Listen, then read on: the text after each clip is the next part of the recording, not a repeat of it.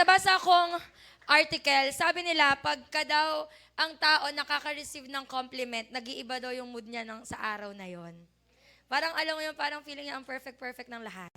So ngayon ang gagawin natin, bibigyan ko kayo ng siguro 1 minute, 2 minutes, iikot tayo. Lahat na may kita mo, i-compliment mo. Sasabihan mo maganda, gwapo, ang ganda ng damit mo. Ganda. Oh, wait lang. Kalma. Wait. Sabay-sabay tayo. Okay, sasabayan ng tugtog sa likuran. Okay, your 2 minutes starts now. Ayan. Huwag ka mag-stay dyan, pumunta ka sa likod. Puntahan mo yung mga nasa... Ayan, lahat ng makikita mo, sabihin mo lahat.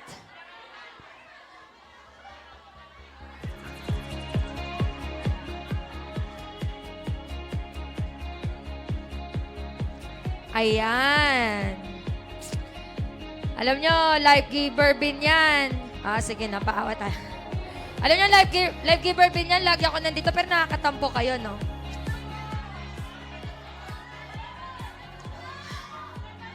Ako yung una niyong wala man lang lumapit. Isa ka pa. Joke lang. Okay, pero seryoso, no? Sige, pwede na po tayong maupo. Okay. Speaking of article, lately, nagbabasa po ako ng mga articles or ng mga kwento sa mga site. And may nabasa po akong isang story. Actually, 2 story siya magkaduktong na galing sa book or sa article ni Sarah Barat. May isa daw pong 19 years old na babae na kung saan tinapatan po siya ng isang guard sa noo at ng barel.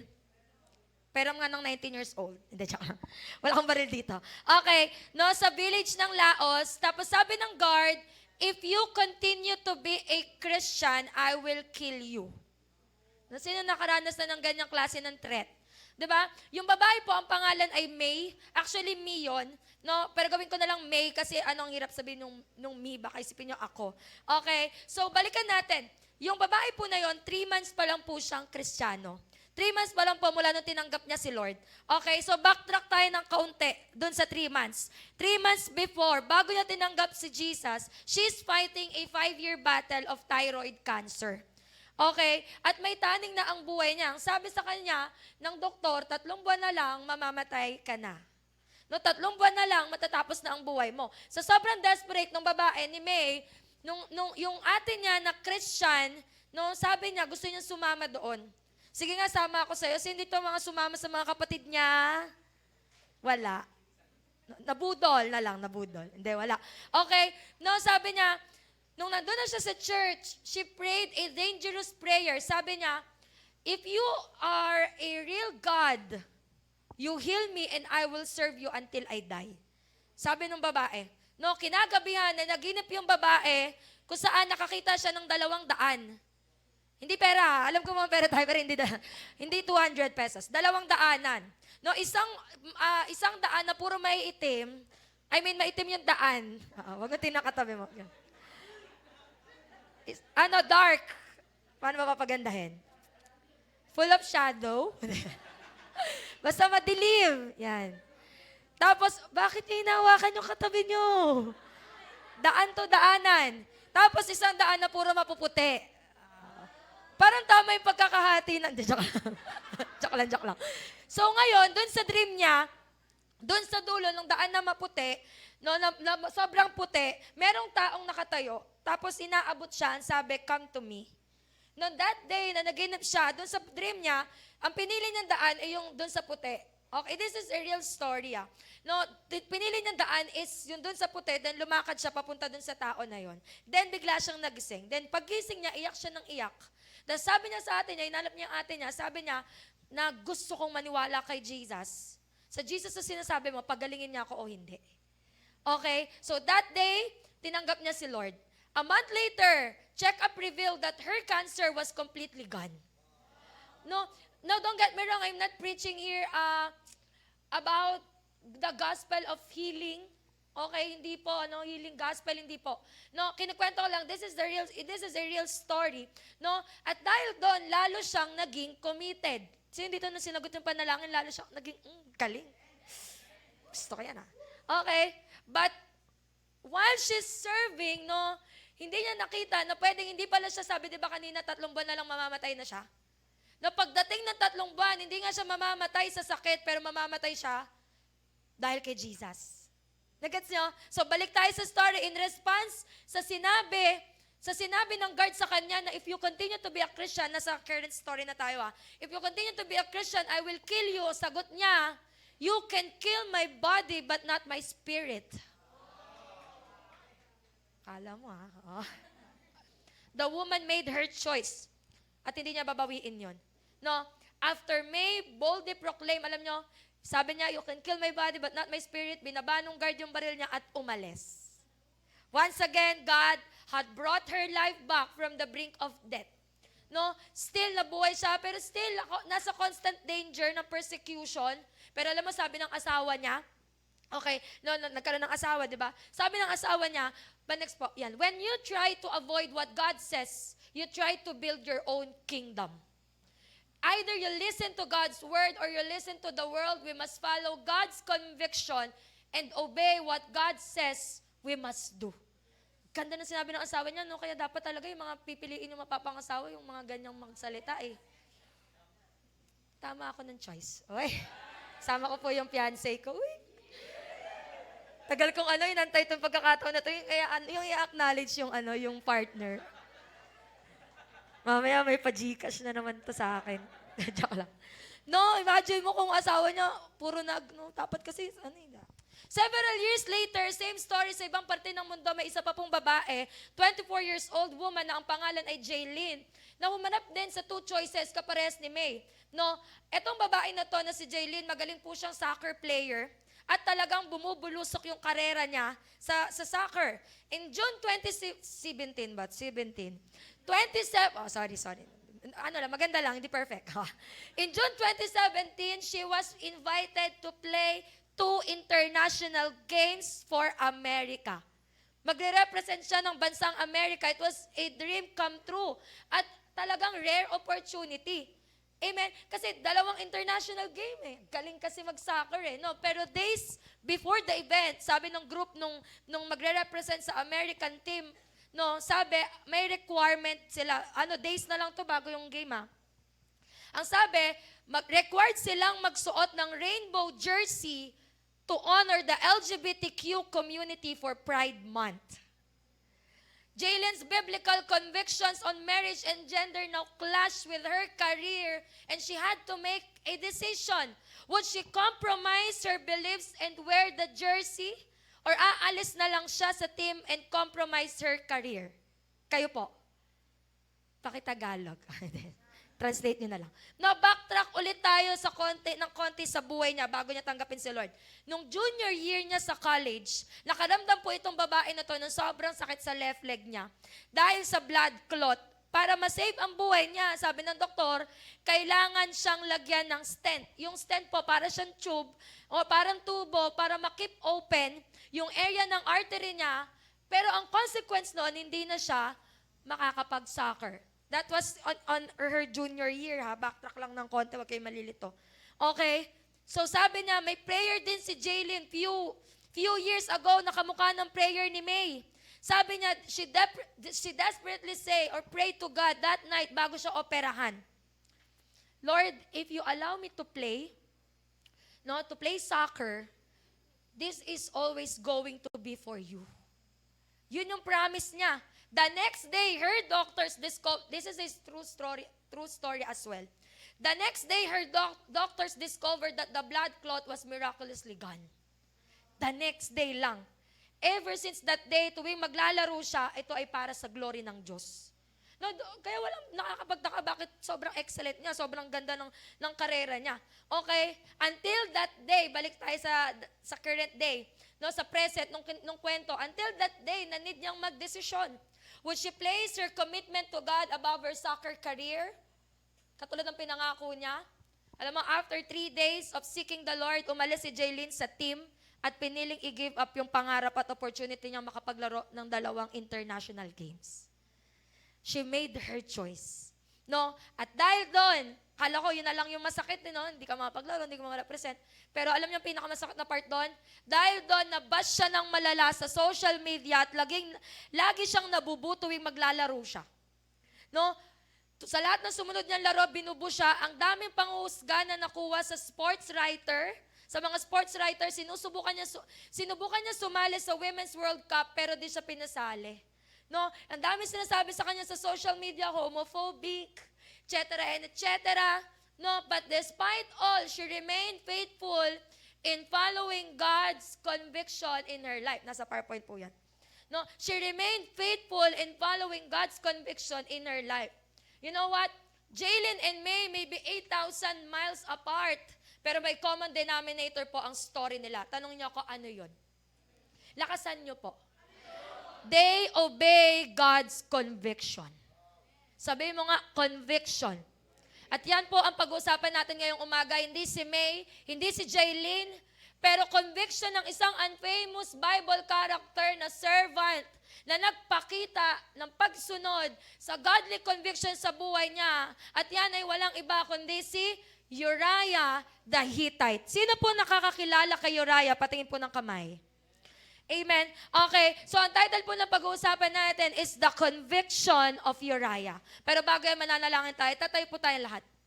Mananalangin tayo. And I want you to be ready. Worship pa lang, ang ganda na ng ginagawa ni Lord. And I believe that the Lord will move, the Holy Spirit will move powerfully like never before today. So please, wag mong banggaan ng tigas ng puso yung gagawin ni Lord. Wag mong babanggaan ng familiarity ang gagawin ni Lord. Pero I pray, buksan mo ang puso at ang isip mo na ready ma-receive at mataniman ng salita niya. You will close your eyes, we will pray. Thank you, Jesus. Thank you, Holy Spirit. Thank you, Father. Lord, isinusuko namin sa iyo ang fellowship na ito. Lord, continue to move. You do your own way. You do your work. You speak to our hearts. Wala kang lalampasan online, on-site. Lord, lahat kami kakausapin mo. Lord, wala kang lalampasan. Lahat kami babasagin mo. Panginoon, meron dito, hindi na nakakarinig ng conviction mo. Or nagbibingi-bingian na lang sa conviction mo, Lord, ngayong oras na to, ngayong araw na to, they will make a choice. Lord, meron dito, Panginoon, ang tagal mo nang kino-convict, pero they keep on disobeying you. But today, they will make their choice. Salamat, Holy Spirit. Ikaw na po ang manguna. Ikaw ang bahala. We love you. We thank you. We honor you. In Jesus' name we pray. Amen. Bago ka umupo, 3 tao, sabihin mo, makinig tayo. Sa likodan, makinig tayo. Ayan. Sige. Now, tingnan natin. Ayan, pwede na po tayo maupo. Okay. Now, tingnan natin. Okay. Kung ano muna ibig sabihin ng conviction. Sino dito alam niya po yung word na conviction? Now, tingnan natin. A conviction is a belief you hold onto firmly. Conviction serves to bring awareness of sinfulness, God's holiness, and His righteous judgment of sin. It is that moment, this is conviction, it is that moment when God convicts your heart about something and you know it with certainty. Alam mo deep inside. Alam mo hindi mo mapepeke. Alam mo deep inside na may sinasabi, may ini-speak, may binubulong sa puso mo, that's conviction. Hindi ka po nababaliw. So, dito na, niya, parang may parang may something. No, nababaliw na ba ako? Wala naman nung kausap. Hindi ka po nababaliw. That is conviction. Mamaya, i-elaborate yung conviction no, later on. Ito yung deep inside, alam mo eh. Yung hindi mo madadaya kapag alam mo kino-convict ka ni Lord, ng Holy Spirit. No, not to compromise, but to obey the Lord. No? And why are we talking about this? Why? Because we are in a generation kung saan ini-ignore natin ang conviction kahit Kristiyano ka na. Ini-ignore natin ang conviction. Bakit? Kasi nakakatakot. Baka mawalan ka ng friends. Baka mabash ka. Nakita niyo po yung post ni Izzy? Sex bomb Izzy? Diba? Ganun ang sinabi ng asawa ni May eh. No, when we don't follow God's conviction and God's word, we are making our own kingdom. Whenever we disobey the conviction of the Lord in our lives, ang binibuild mo, ang ine-extend mo ay hindi kingdom ni Lord, pero kingdom mo. Bakit? Kasi ayaw mo mawalan ng followers. Bakit? Kasi ayaw mo maka-offend. Alam mo po, gospel will offend. Will offend people na ayaw mag-repent. Amen? But gospel is what? Gospel will change a heart ng person na willing makinig sa conviction. Are you here? Nandito ka po ba? Okay, na parang ganito. Okay, mas okay nang magalit ang Diyos kaysa magalit yung kaibigan mo? Ayan ang ginagawa natin whenever we are building our own kingdom. Mas okay nang malayo ka sa faith mo kaysa malayo ka sa mga tao. Diba? You know what? It's all about choices. Sabihin mo sa katabi mo, choices. Yung may laway. Hindi siya lang. No? You know what? We are often daily presented with choices. Pagising mo pa lang sa umaga, magsiselfone ka o hindi. Magsisimba ka ng naligo o hindi. Choices yun. Magtututbrush ka o hindi. Tanong mo nga, tama ba ang choice mo ngayon? Hindi siya. Tama ba? Sumunod ka ba? Okay, we are often daily presented with choices. No, will we stand by God's word when it's unpopular? Will we hold fast to what we believe when our convictions are challenged by what? By people around us? By your workmates, by your family, by your friends? Amen? Will we allow our biblical views of marriage, sexuality, identity, justice, gender to be altered by the pressures of the society? Andito ka ba? No? Na kung saan normalize na ang kasalanan at boring na ang kabanalan? Or titingnan na lang natin to na maliit na bagay. No? Hindi naman big deal. Ano naman kung sabihin mo sa guard na I will deny Jesus para lang masave ka sa moment na yun? Tapos pagtapos kang tutukan, no, dahil dininay mo na sa Jesus, after nun, Lord, alam mo naman yung puso ko, hindi kita sinusuko eh. Lord, ano yun? Kailangan ko lang gawin yun. Bakit? Harmless naman eh. Ano naman kung sabihin mo, mag-repent ka na lang after? Kasi ganun naman talaga, di ba? Ano naman kung i-commit mo to kasi mamaya makakapag-repent ka naman eh. Amen? Ano naman kung isuot ni Jaylene yung t-shirt, yung damit na may rainbow, sabihin mo na lang sa social media, favorite color mo, Roy G. Bibb. Pwede ka man mag-explain. Lord, sinuot ko lang to, pero it doesn't mean ito na yung belief ko. Alam mo ang conviction, wala nagsasabi sa paligid mo na mali yan or tama yan, pero alam mo deep inside kung ano yung pinapagawa ni Lord. Pwede naman talaga eh. Pwede niya i-justify yun. Wala namang makakalam eh. Pwede ko isuot yun. Wala ka namang, pwede ko explain sa'yo na, hindi ano lang to, kailangan lang eh. You know, dapat we comply with the rules. Nag-gets niyo po ako? Pwede ka mag-explain eh, pero deep inside, hindi matake ni Jaylene to represent it. Kasi ang ayaw niya, ang commitment niya kay Lord, ang pangako niya kay Lord, years bago po yung araw na yun, bago siya ilagay dun sa karera na yun, is what? Everything, every game will be for His glory. Eh, ang gagawin niya, hindi, for her glory. Whenever you disobey the conviction of the Holy Spirit of the Lord, you are making your own kingdom. You are advancing your own kingdom. No? Gusto po malaman nyo, wala po tayong pag-aari. Wala po tayong mabibuild na worthy dito sa mundo. Amen? No? Ano naman kung pagbigyan mo na lang ng konti, onti lang naman. No, may conviction ka, wag ka nang pumunta sa lugar na yan kasi alam mo, papalya ka dyan. Pero sabi mo, hindi, sasama lang naman, di naman ako iinom. Pero ang conviction sa'yo, wag ka nang tumuloy. Alam mo kung ba't tayo kinoconvict ni Lord? Kasi ayaw niyang, alam niya lahat ng bagay. At ayaw niya mapahamak ka kasi mahal ka niya. Alam mo kung ba't ka kinoconvict sa mga bagay kahit maliit lang? Tanong niyo po ako, bakit? Kasi ayaw niya lumala yung sitwasyon. Sinabi ni Lord, wag ka nang pumunta, wag ka nang tumuloy. Kunin mo na to, pumunta ka na dito, eto na yung gawin mo. Pero, Lord, saglit lang. Malit lang naman eh. Harmless naman. And that's the main problem. We take sin lightly. We take small sin or kahit small disobedience in God's conviction na parang maliit lang naman. Ano naman kung suportahan ko yung anak ko sa pangarap niya? Patuloy ko na lang siyang ipagpipray. Alam mo, tinanong ko si Lord, bakit siya pinost? Ba't niya pinost ni IZ? Kasi sabi ko, kasi parang mag-create siya ng commotion sa social media. Ba't niya pinost? Then nalaman ko nung nagbabasa-basa ako, nalaman ko na kaya niya pinost kasi may interview pala yung anak niya lang sinabi niya that her mother will supported sa ginagawa niya. Kasi ang reason naman ng anak niya is para hindi mabash yung mama niya. Kahit ang totoo ay hindi siya sinusuportahan. Maybe, sabi ko, okay, I get it. Maybe may conviction si IC na pwede namang hindi niya na i-debunk yung sinabi ng anak niya. Kasi may, tama naman yung motibo ng anak niya protectionan siya para hindi siya mabash. Pero maybe there's this conviction sa loob ni IC na interview yun, madami makaka-reach nun, tas alam niya, ang pananampalataya niya, ang belief niya ay kay Lord, no, biblical truth na pinangawakan niya ay in the Bible, hindi niya maa-attempt na kung saan man dumating yung mga interview na yon, then alam ng tao that she believed in Jesus, hindi niya maa-attempt.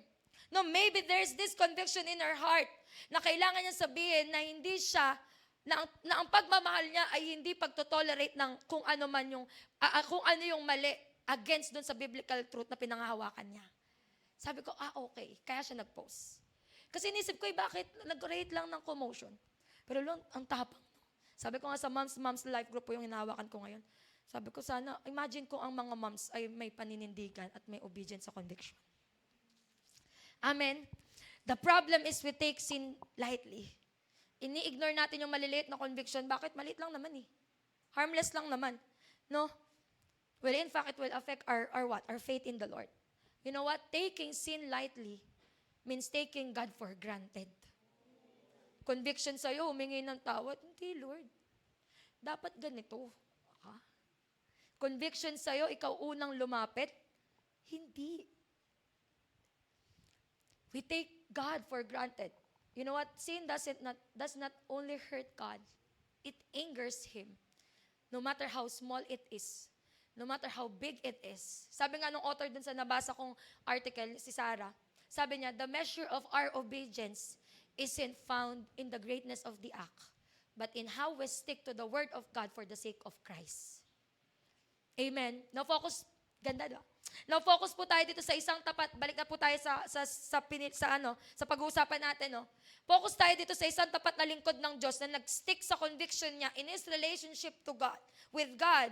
Now we will see his story in 2 Samuel 11, 1-27. At itong story po na to ay sikat na sikat. Why? Because this is the story of David and Bathsheba.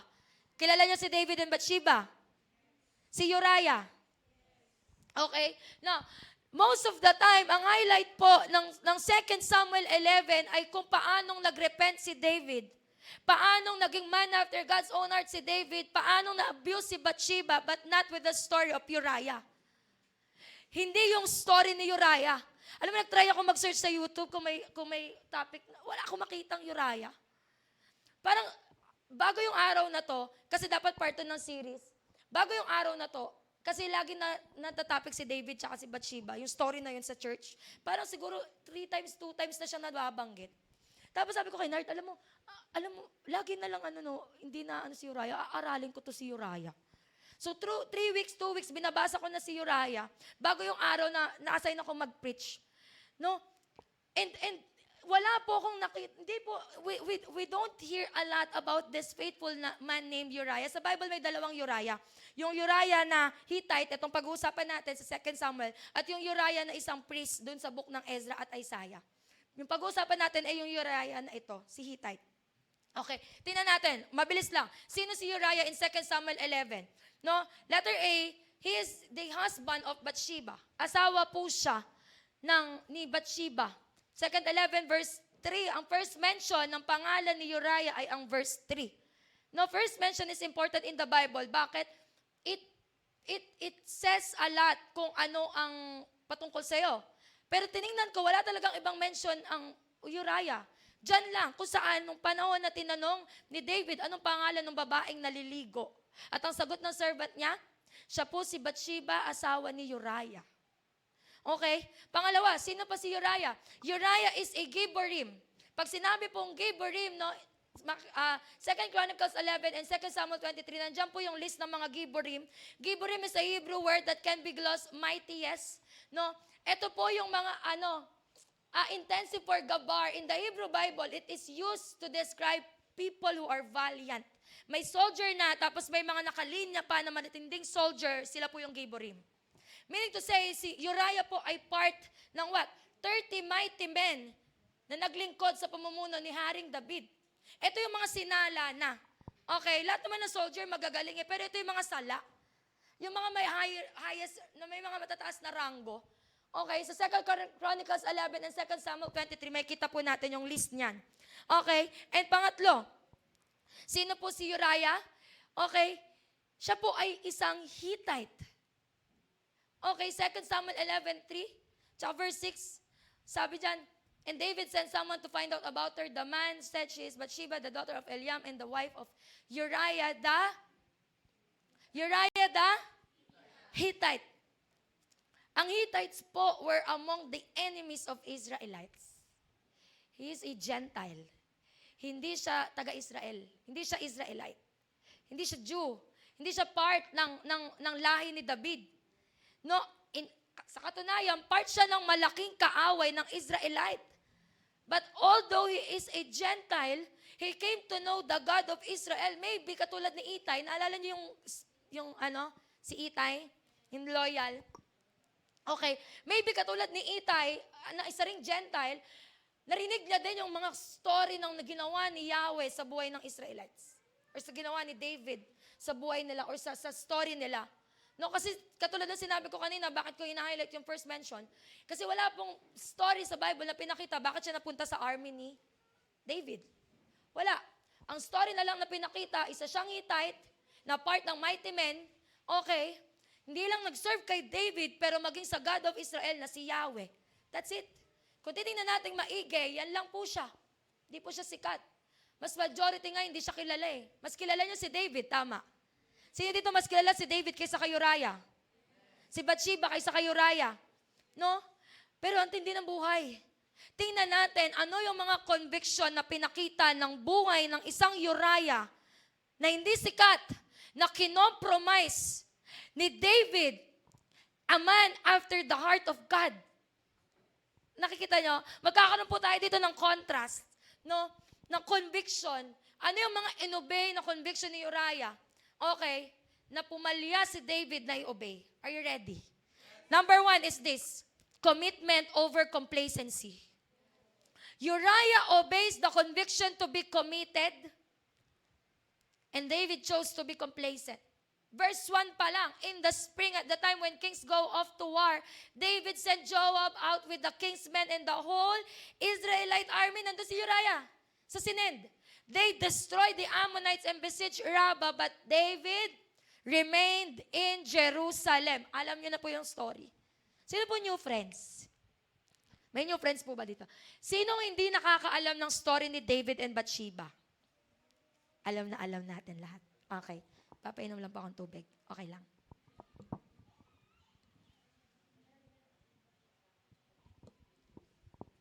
No? Dapat nasa battle si David, pero naging complacent. Alam niyo po, bago po yung story na to, nasa momentum na po ng battle ang Israelite.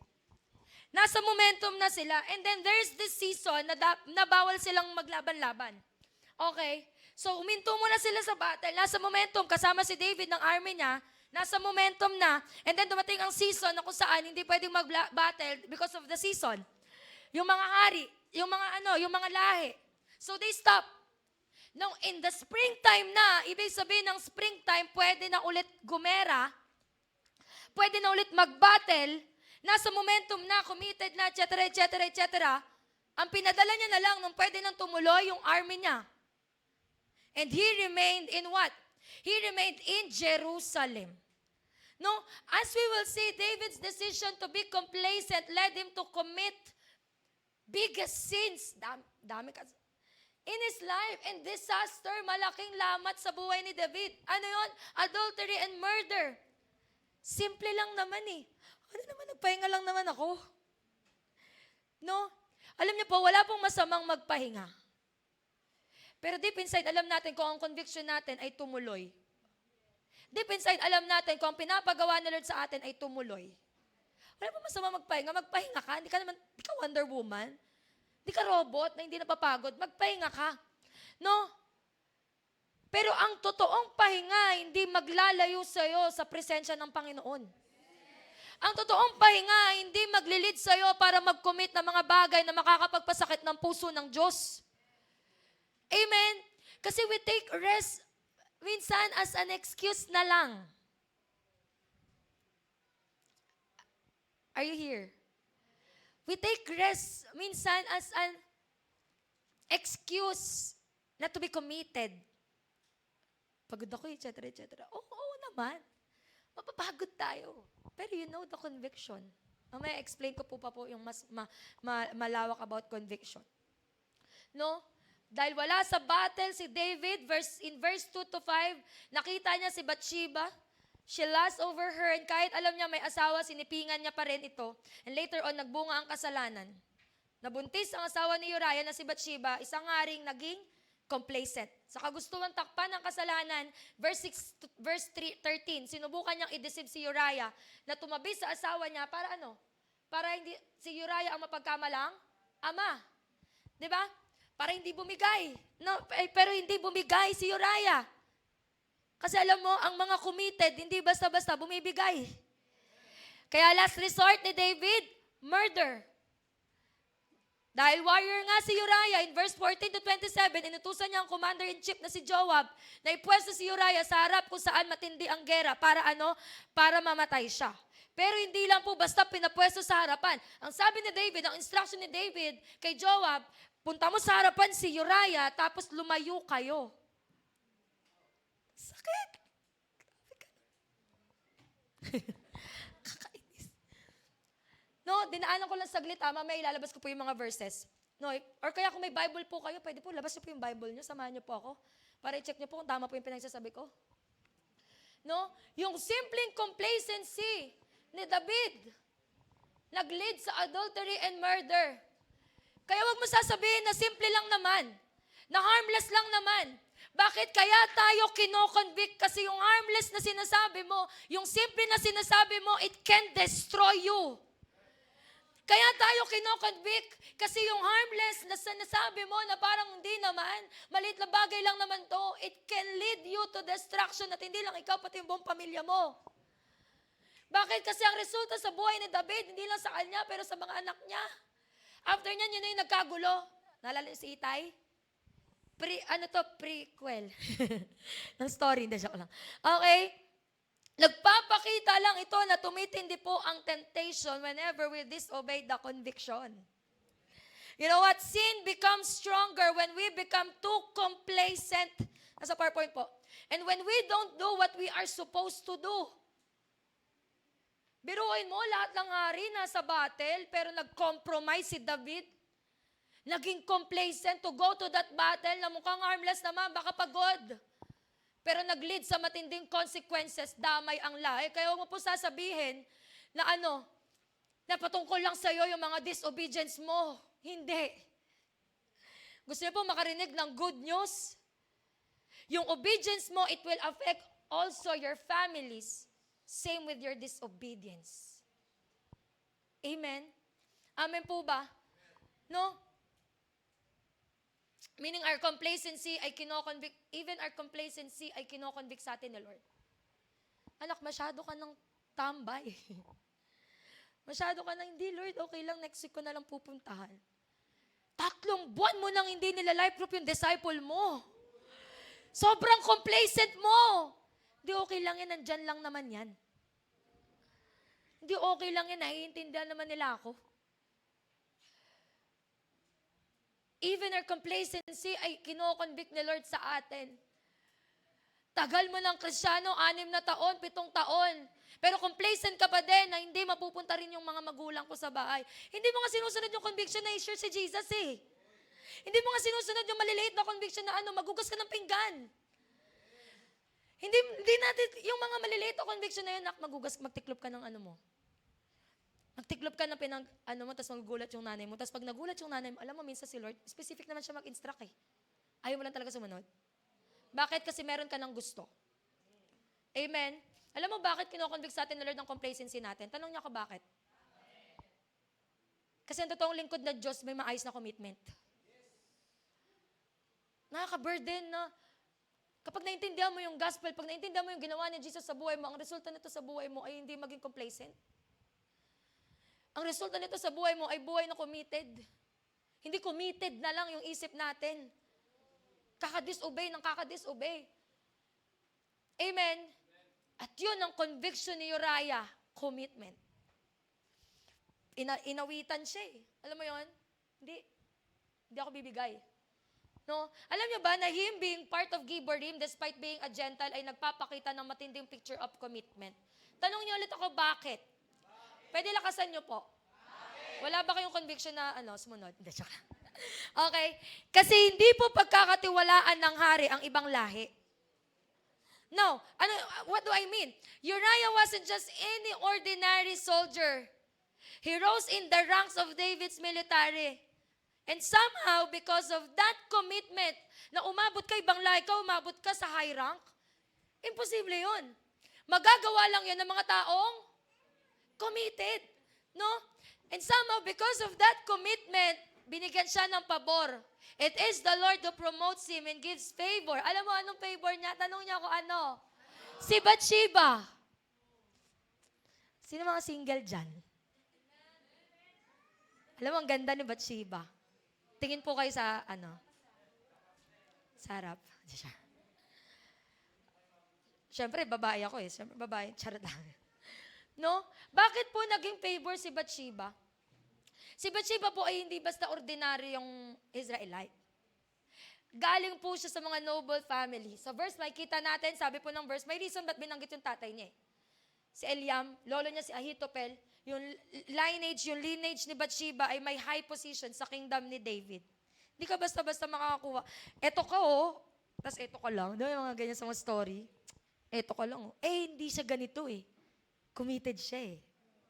So there's something parang grabe yung commitment nito Grabe, kinikilig ako. Ay, maling intention na yan. Hindi ganyan. No? Yung mga single dyan, alam mo, ayusin mo commitment mo. Baka inaantay na lang na Lord yung commitment mo para bigay na sa'yo si Bathsheba. Joke lang. No? Balik tayo sa story. Yan ang mga gusto nyo. Amen? Hindi po normal na mapangasawa niya si Bathsheba tapos kung Gentile siya. Hindi. No? Pero despite him being a Gentile, nagpakita ng picture yung pagiging part niya ng Giborim, ng isang commitment na nag-attract somehow siguro kay Bathsheba. Amen? Uriah wouldn't be in his position if he wasn't committed and diligent sa trabaho niya. Pwede naman na average soldier na lang. Tama? Bakit? Kasi after all, Gentile naman siya, walang expectation. After all, ibang lahi naman siya, hindi siya required to excel. Pero alam nyo, tingin kayo sa akin. Kasi ang totoong committed, hindi mo mapipigilan mag-excel eh. Kahit anong pigil mo dyan, pag ang tao totoong committed, hindi mo mapipigilan mag-excel. No? Kaya it's not about gaano ka katagal sa church. No, kung nakikita ng Lord ang commitment mo, hindi imposible. Nabigyan ka niya ng pabor. Amen? Ang mga taong committed, di mo mapipigilan mag-excel. Pero ang mga taong punong-puno ng excuses and complacency, 10 taon na sa church, magdadahilan pa din. Okay na to, average soldier lang. Alam mo, hindi ka average soldier. You're fighting in the spiritual realm. Hindi pwede ang average soldier doon. You're fighting for your family. Hindi pwede ang complacent doon. You're fighting for the people, for the lost people. Iyak ka ng iyak, Lord, here I am, send me. Tapos pag inutusan ka ng conviction, pag binilid ka ng conviction ng word of God, ayaw mo naman sumunod. Simpleng commitment na lang. Ministry. Di ba? Simpleng commitment na lang. Sa mga bagay na pinagkatiwala sa'yo, hindi okay lang yan. No, tutugtog ka, nagigitara ka, pero di ka nagpa-practice. Kinalawang na yung skills mo. Alam mo, meron din sa church namin, yung music director namin, si Johnny. Grabe siya magdisiplina ng mga, pagdating sa skills skills tong usapan na to. Lagi na pinapagalitan yung mga hindi nagpa-practice. Tapos pagdating ng practice, doon pa lang magpa-practice. Di ba dapat, ang alam ko sa worship, parang dapat bago yung, nagsasend na ng line up. Tapos, aralin na nila kung paano siya gagawin. Di ba parang ganun yon? Kasi ganun yung mga worship team kami eh. Ay, hindi. Hindi ako part ng worship team. Pero yung simpleng ganung commitment, with your intimacy with the Word of God, commitment in your purpose, commitment in the people that God entrusted to you. Asa na sila? No, hindi ko sinasabing lagay mo sa kamay mo. Pero whenever we disobey the conviction of the Lord and we become too complacent, mahirap po tayong pagkatiwalaan. Mahirap pagkatiwalaan ng mga taong puro umpisa lang pero hindi tatapusin. No, sana graduate na po tayo doon. No? Uriah gave his life in serving David and God. He worked hard to improve his skills. Amen? Gusto mo ng anointing, ayaw mo ng commitment? Gusto mo ng something na ganito ka gamitin ni Lord, pero yung mag-aral ng salita ng Diyos, ayaw mo? Ang dami namang babasahin. Ganun talaga. Gusto mong maging effective leader, pero tamad kang magbasa? Tapos ang binabasa mo, Wattpad. Yung pagkahaba-habang chismis sa Facebook, natapos mo, alam mo yung part 1, part 2, part 3. Pero pagdating sa Word of God, sobrang complacent mo, hindi okay lang yan, tatanggapin lang din ako ulit ni Lord. 3 buwan ka nang di nagde-devotion, ibig sabihin 3 buwan, 30 days, 60 days, 30, 63, 69, ilan yun? 90. 90 days ka nang nagdi-disobey sa conviction. Consistent. Galing. Tapos gusto mo anointing. Pero ayaw mong palitan ng cost para makuha yung anointing. Mamaya explain ko po yan sa dulo. Hindi pa ako nagagalit. Na-miss ko po kasi kayo. No, alam mo, gusto ko maintindihan natin na itong choices na to between commitment and complacency ay araw-araw nilalatag sa harapan mo. Will you obey the conviction? You know what? Sana kung saan ka nilagay ni Lord, galingan mo dyan. Bigay mo best mo. Kasi bakit? Deserve ni Lord yan eh. Kasi in the very first place, hindi natin deserve eh. Gusto ko pong maging clear sa atin to. Tingin kayo sa akin. Gusto ko pong maging clear sa atin to. Lagi ko ito sinasabi sa amin. Hindi porket, kasi kunyari, hindi ka okay. Sino dito minsan hindi okay, tapos na-feel mo parang, wag mo muna ako ilagay kasi hindi ako okay. Hindi kasi okay yung puso ko, wag mo muna ako ilagay dyan. Hindi ako makakapag-pray. Ako sige, okay yung devotion ko, ilagay mo ko. Alam mo, okay ka o hindi, parehas yung hindi ka deserving. Hindi ako okay, hindi ako deserving umakyat sa pulpit. Okay ka o hindi, parehas yun hindi deserving. Kung okay ka, it's good. No, malinis kang magagamit ni Lord. Kung hindi ka okay, that's the moment that God is saying to you na kailangan mo nang umayos. Bakit si Lord lagi nag-a-adjust pag di ka okay? Lord, hindi mo na ako mag-aano kasi hindi ako okay. Hindi ako worthy. Di ka naman talaga worthy. Ang kailangan ko, lumuhod ka, humingi ka ng tawad, magpalinis ka. Kasi ako naman ang mag-e-enable sa'yo. Bakit si Lord lagi nag-a-adjust pag di ka okay, di ka magbi-ministry? Sabi mo sa katabi mo, kailangan mo ng tubig.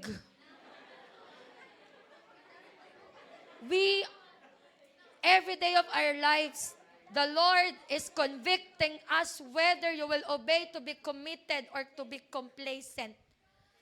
Kino-convict ka na maging committed sa Touch Campus? Puyat kasi ako kagabi, kachat ko siya eh.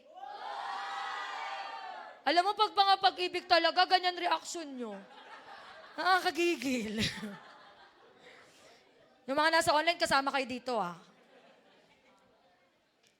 No, sana graduate na tayo sa uumpisahan, pero di tatapusin.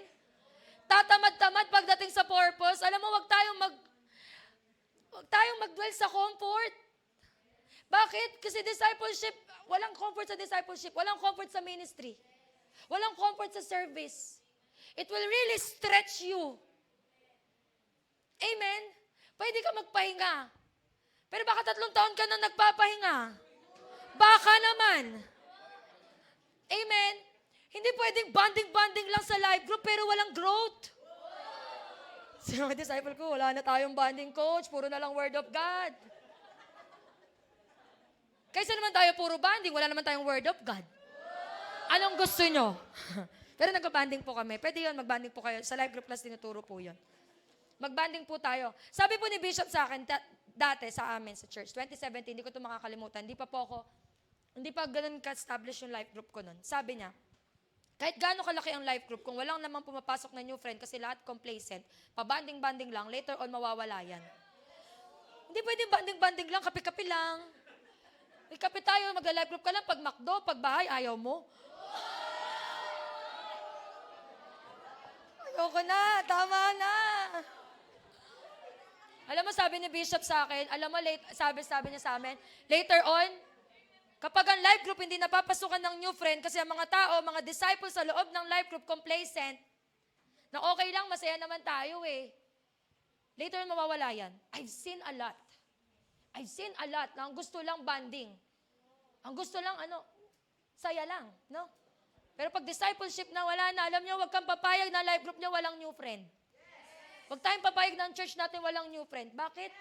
Ibig sabihin, pag napapasukan tayo ng new friend, may tao kahit isa lang na hindi complacent. Committed na mag-win. Committed na gawin ng purpose. Purpose? Kasi dapat soul yung kasunod eh. Sorry, ganda lang. Maging committed tayo sa purpose. Sa soul, sa service, sa intimacy through devotion, prayer, sa pagmamahal sa Diyos, sa pagmamahal sa tao. Tama na yung buhay na hindi nagagamit ng Diyos. Sirang-sira na yung upuan, kakaupo mo dyan, mag-ministry ka naman. Tama na yung buhay na hindi involved sa totoong laban. No, alam mo na, buhay na nasa comfort lang. Amen. Tindi ng conviction ni Uriah, commitment. Na hindi ginawa ni David. Commitment over complacency. Pangalawang conviction, purity over pleasure. Uriah obeys the conviction of choosing purity, and David chose pleasure. Verse 2, one evening, David got up from his bed and walked around on the roof of the palace. From the roof, he saw a woman bathing. The woman was very beautiful. Tingin po kayo sa akin. Kasi tutuloy ko yung verse. Then David sent messengers to get her. She came to him and he slept with her. Now she was purifying herself from her monthly uncleanness. Then she went back home. The woman conceived and sent word to David saying, I am pregnant. Partida ba yun nasa monthly cleanse. Ang ibig sabihin po ng purifying herself from her monthly uncleanness, yung may mens po siya. Naglilinis pa lang siya. Nasa period siya na kailangan niya magpalinis. You know what? David ignores the conviction. Nung nagsimula sa verse 2, last of the eyes pa lang eh. But yung nasa verse 2, last of the eyes pa lang eh. Sabi niya, he saw a woman bathing. Last of the eyes. Pero pagdating ng verse 4 and 5, he feeds his lust. You know, David's sin is not dahil nakita niya si Bathsheba. David's sin is in-entertain niya yung nakita niya. David's sin is finid niya yung nakita niya. Hindi mo kasalanan kung nagtitiktok ka tapos biglang may sumayaw na babae dyan na nakatupis lang. Hindi mo kasalanan. Up mo agad. Ang kasalanan mo, binalikan mo. Grabe talaga yung mga tao ngayon, no? Grabe. Parang 1 minute lang sa TikTok, bakit 1 hour ka na dyan? Hindi kasalanan yung nakakita ka ng something na nag-a-arouse ng pleasure mo sa Facebook. Ang kasalanan, sinave mo pa sa videos. Finid mo pa yung flesh. Sabi mo sa katabi mo, hindi na tayo makahinga. But this is true. Tawa-tawa po tayo, totoo yan. Legit ang battle ng pornography sa buhay ng Kristiyano. Legit ang battle ng impurity sa buhay ng Kristiyano. Amen? Hindi kasalanan kung may nag-chat sa'yo na maganda o gwapo. Ang kasalanan, nakipagkita ka kasi may plano ka. Finid mo yung pleasure, yung gusto ng laman. No? David feeds his lust and satisfies his pleasure that leads to sin and immorality, impurities. Pero si Uriah, Sinubukan niyang tuksuhin 2 beses. Inom ka muna. Pahinga ka muna. Galing battle eh.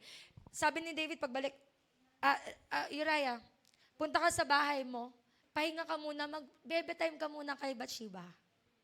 Bebe time, payagan na nga rin. Uy, bebe time, sana all pwedeng payagan. Hindi.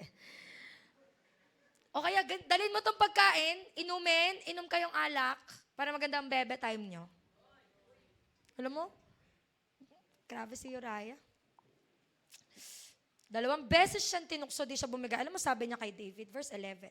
Uriah said to David, the ark and Israel and Judah are staying in tents, and my commander Joab and my Lord's men are camped in the open country.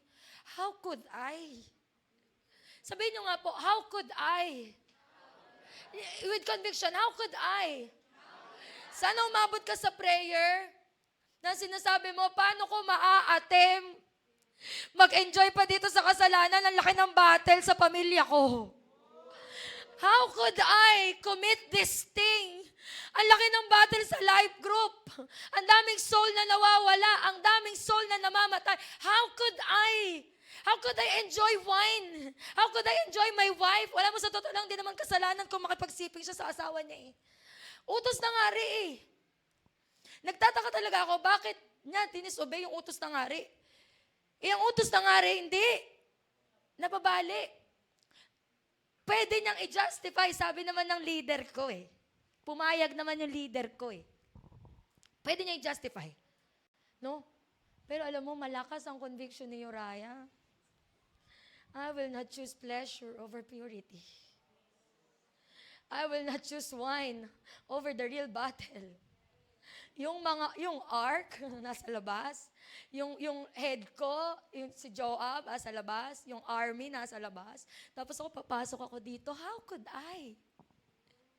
Yung pamilya mo, ang gulo-gulo. Tapos ikaw nag-e-enjoy ka pa din sa hidden sin, how could I?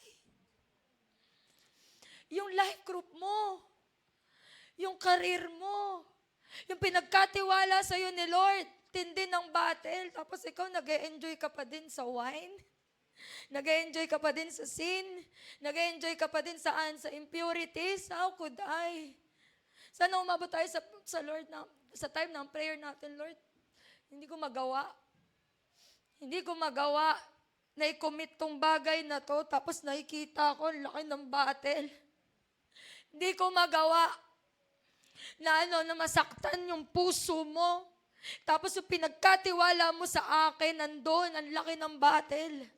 Sana umabot ka sa ganong panalangin. How could I go to my house to eat, to drink, to make love to my wife? As surely as you live, I will not do such a thing.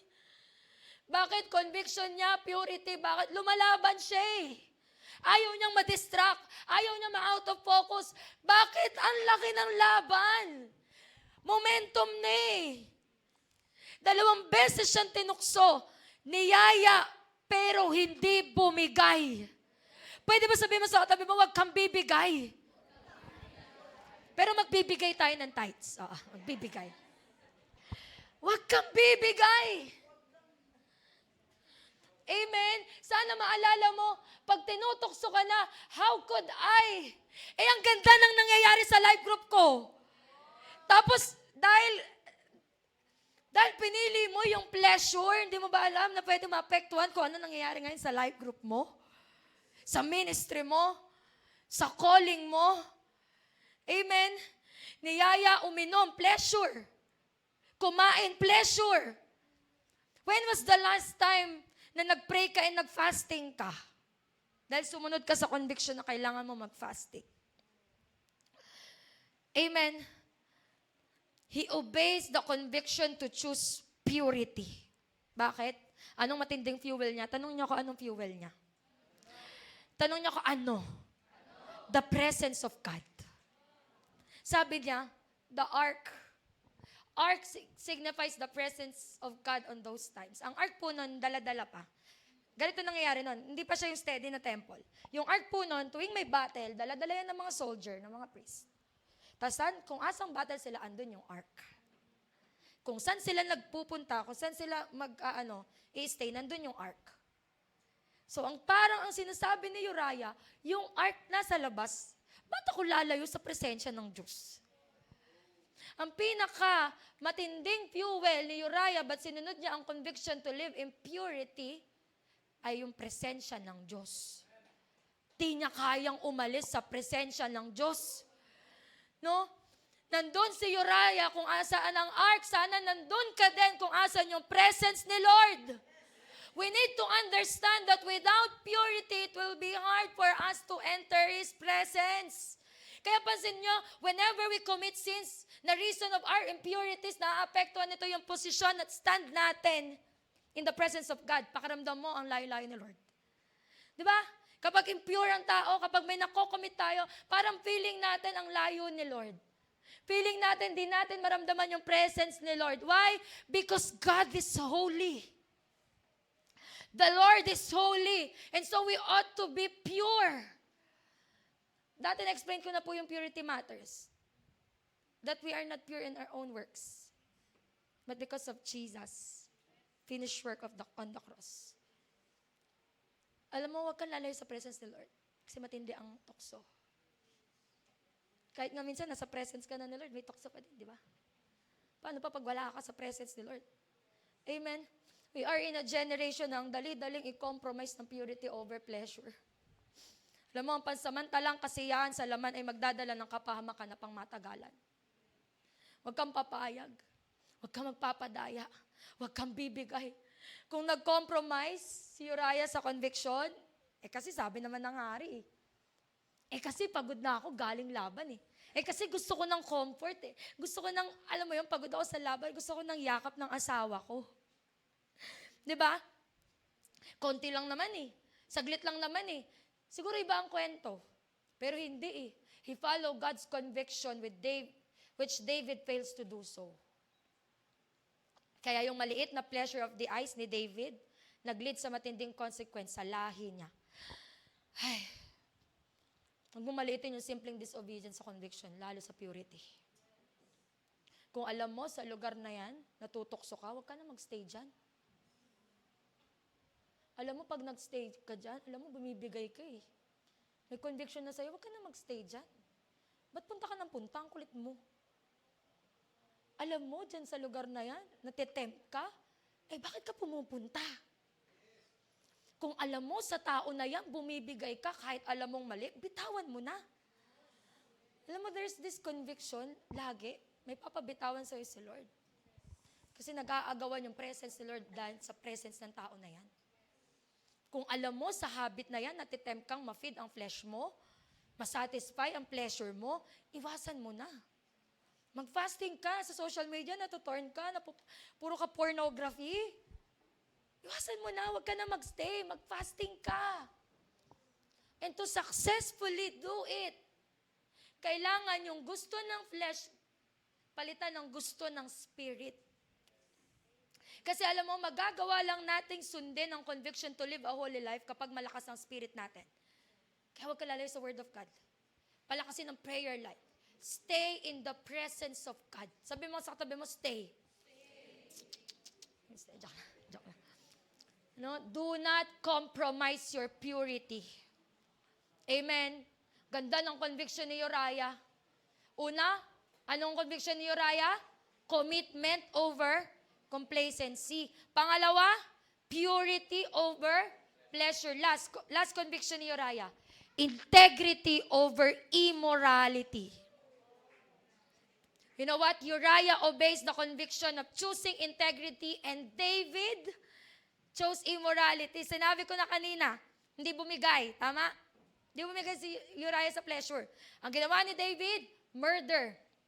Basahin natin, verse 14. In the morning, makinig po kayo sa akin maiga. In the morning, David wrote a letter to Joab and sent it with Uriah. In it he wrote, put Uriah out in front where the fighting is fiercest. Then withdraw from him so he will be struck down and die. Uriah doesn't know a thing. Di niya alam ang plano ni David. Pero somehow, some of the Bible scholars says na pwedeng nagkakaroon na siya ng idea. Bakit ang kulit ni David? Ba't ang kulit na gusto niya talaga magsiping kami ng asawa ko? Ayoko nga. Sabi ng mga Bible scholars, nagkakaroon na siya ng hint na may something sa kinikilos ni David. No? Pero alam nyo, kahit may hinala siya, he continued to do what he needed to do. Basahin ko po na maiga. In the morning, David wrote a letter to Joab and sent it with Uriah. In it, he wrote, put Uriah out in front where the fighting is fiercest, then withdraw from him so he will be struck down and die. May papel. Kunyari, si Ate Nikki. Ako si David. Siya si Uriah. Kunyari ako si David, nagsulat ako. Put Uriah in front. Ano kanya? Hindi. Put, tisurin mo si Brian. Ay, mali. Ulit, sorry. Mali, ulitin natin. Hindi, ikaw si Uriah. Hindi, ikaw na lang si Joab. Ay, si Uriah ka na lang. Sige, sinong gusto mo? Tisurin mo si Nikki. Tiniklop niya yung letter. Si Uriah ka, di ba? Si Nikki ka na lang. Si Nikki muna siya, huwag kayo malilito. Ulit. Ako si Bon. Si Nikki, si Kuya Brian. Okay. Tisurin mo si Nikki. Sumulat akong letter. Tiniklop ko. Nikki, abot mo kay Kuya Brian. At may Kuya Brian. Imagine yung ginawa ni David. Ilagay mo si Uriah sa harapan kung saan matindi ang gera. Tapos, kapag andun na siya, umalis kayo para siya lang yung mamatay. Tiniklop niya yung letter. Kanino niya pinaabot? Kay Uriah. Abot mo kay Joab, pinapasabi ko. Lupit mo, David. May plano kang masama. Nilagay mo sa letter, tapos kinasangkapan mo pa yung pinaplanuhan mo ng masama. Na mag-abot. Abot mo kay Joab. Immorality. Sino makakapag-isip ng ganun? Ilagay mo sa harap, matindi yung laban, tapos kapag start na yung laban, layo kayo para siya lang yung mamatay.